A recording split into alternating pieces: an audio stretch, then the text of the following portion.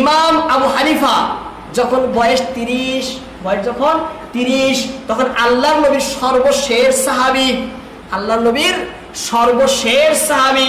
এরপরে আর কোনো সাহাবী ছিলেন না যার মৃত্যু 110 হিজরিতে হয়েছে। 110 হিজরিতে ইমাম আবু হানিফার মৃত্যু 150 হিজরি, জন্ম 80 হিজরি, মৃত্যু 150, আর সাহাবীর মৃত্যু 110।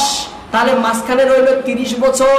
যখন ইমাম আবু হানিফার বয়স 30, তখন সেই সাহাবার সাক্ষাৎ পান, জীবনকাল পান আবু তুফাইল আমির ইবনে ওয়াসিলা রাদিয়াল্লাহু তাআলা আনহু। আবু তুফাইল আমির ইবনে ওয়াসিলা রাদিয়াল্লাহু তাআলা আনহু।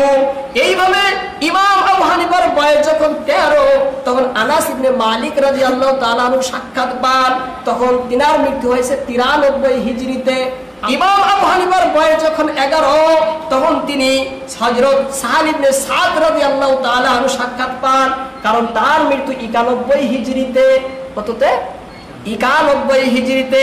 ইমাম আবু হানিফার বয়স যখন 6, তখন তিনি 2জন সাহাবী, এগুলো তো পানি, আরো 2জন সাহাবী আব্দুল্লাহ ইবনে উবাই আউফি, আব্দুল্লাহ ইবনে জুস রাদিয়াল্লাহু তাআলা আনহুমার সাক্ষাৎ পান, কারণ তাদের মৃত্যু 86 হিজরিতে। কততে? 86 হিজরিতে। এইভাবে অনেকজন সাহাবীর সাক্ষাৎকে পান আবু হানিফা, তার বিশিষ্ট তাবেঈ, আল্লাহর নবী, তারপরে ব্যাখ্যা সাহাবা, তারপরে তাবেঈ। আর ইমাম আবু হানিফা সেই ব্যক্তি একমাত্র যিনি পুরা ইসলামকে পরিপূর্ণভাবে লিখে উম্মতের সামনে পেশ করেছে, আর কেউ পেশ করেনি। হ্যাঁ, পরিপূর্ণভাবে। তখন তারপরে ইমাম মালিক লিখেছেন পরিপূর্ণভাবে, তারপরে ইমাম শাফি লিখেছেন পরিপূর্ণভাবে, এইভাবে টিম তৈরি করে। তারপরে ইমাম আহমদ ইবনে হাম্বল লিখেছেন এইভাবে পরিপূর্ণভাবে। 3 জনে পরিপূর্ণভাবে লিখেছেন। এছাড়াও অনেক ইমাম আছেন, কিন্তু সকলেই পরিপূর্ণভাবে লেখেনি।